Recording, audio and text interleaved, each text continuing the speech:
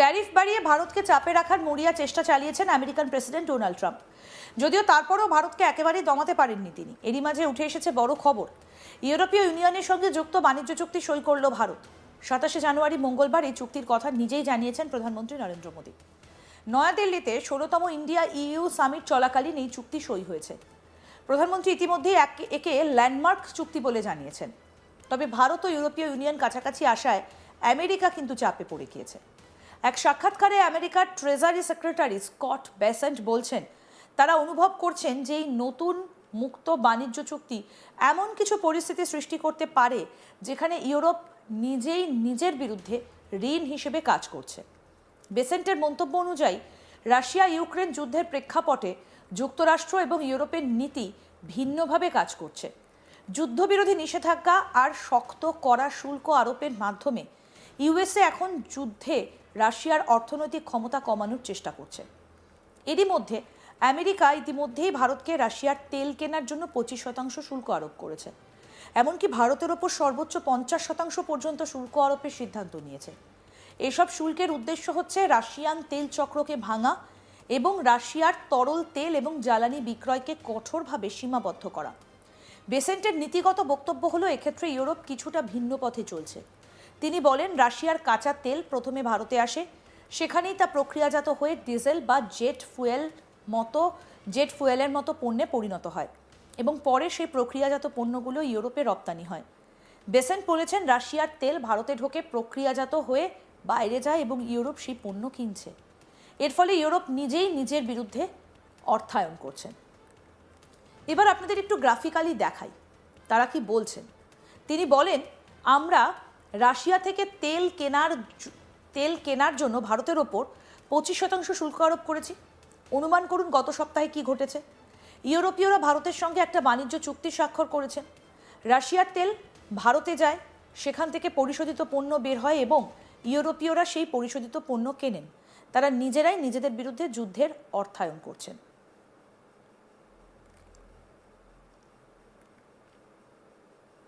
বলেছেন আমেরিকার treasury secretary Scott Bessent. এই মন্তব্য আন্তর্জাতিক বাণিজ্য এবং কূটনৈতিক পরিসরে বড় সাড়া ফেলে দিয়েছে, কারণ ইউরোপের বিরুদ্ধে এমন ভাষ্য সাধারণত প্রকাশিত হয় না।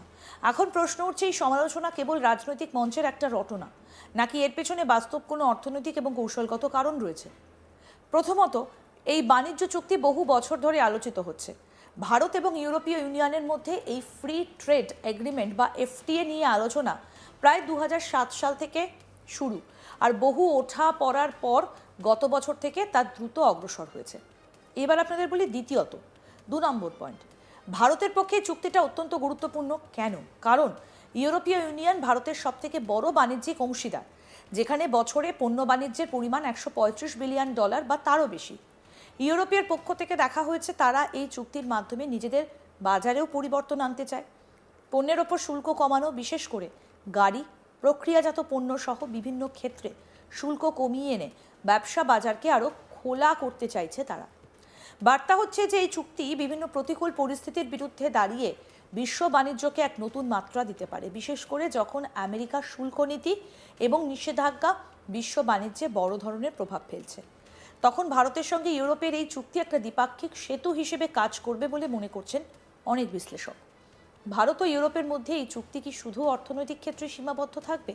না, এর প্রভাব কেবল বাণিজ্যে সীমাবদ্ধ নয়, খুব দ্রুত এটি কৌশলগত, রাজনৈতিক এবং ভূ রাজনৈতিক ক্ষেত্রেও প্রভাব বিস্তার করবে, বিশেষত যখন বিশ্বব্যাপী ট্রেড পলিসি এবং শক্তির রাজনীতি একে অপরের সঙ্গে জড়িয়ে পড়েছে।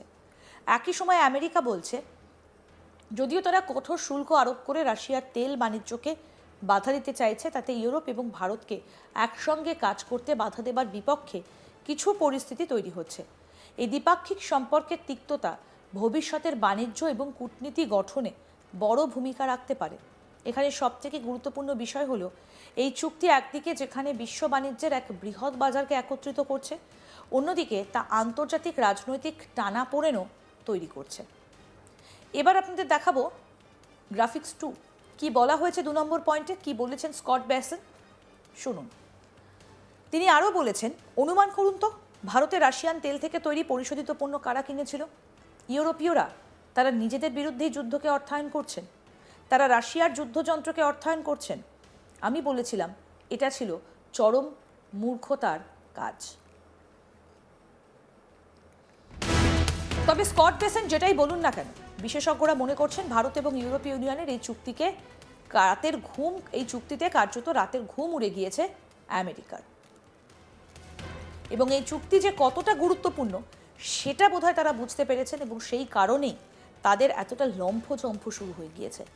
ভারত এবং ইউরোপীয় ইউনিয়নের মধ্যে এই চুক্তি ঐতিহাসিক বলা যেতেই পারে, কারণ এই রকম চুক্তি সেটা দু দেশের কাছেই কিন্তু অত্যন্ত গুরুত্বপূর্ণ।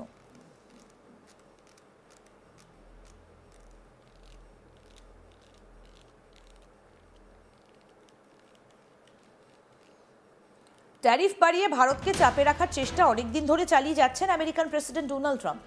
যদিও তারপরেও ভারতকে একেবারেই দমাতে পারেননি তিনি। তার মধ্যে উঠে এসেছে বড় খবর, ইউরোপীয় ইউনিয়নের সঙ্গে মুক্ত বাণিজ্য চুক্তি সই করল ভারত। 27 জানুয়ারি মঙ্গলবার এই চুক্তির কথা নিজেই জানিয়েছেন প্রধানমন্ত্রী নরেন্দ্র মোদী।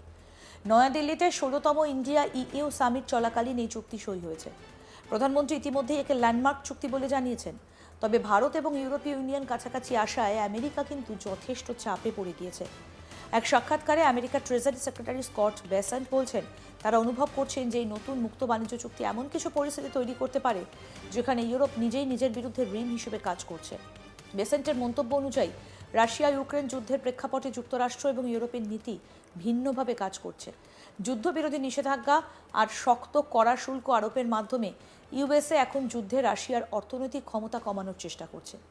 এরই মধ্যে আমেরিকা ইতিমধ্যেই ভারতকে রাশিয়ার তেল কেনার জন্য 25% শুল্ক আরোপ করেছে। এমনকি ভারতের ওপর সর্বোচ্চ 50% পর্যন্ত শুল্ক আরোপের সিদ্ধান্ত নিয়েছে।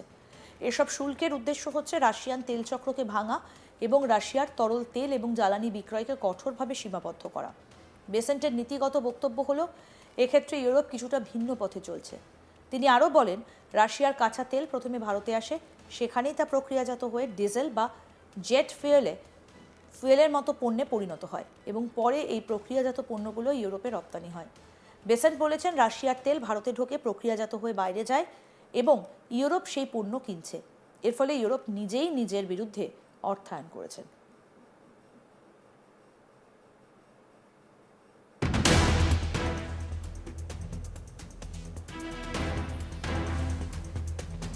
কি বলেছেন স্কট বেসেন্ট, আসুন আপনাদেরকে আরও একবার দেখাই।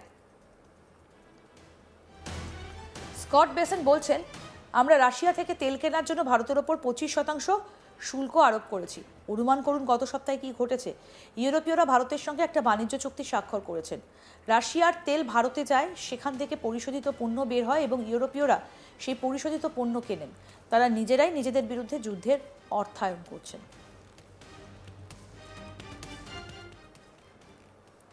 আরও আপডেট পেতে দেখতে থাকুন আজ তাক বাংলা। সাবস্ক্রাইব করুন, নোটিফিকেশন পেতে বেল বাটন অপশন প্রেস করুন।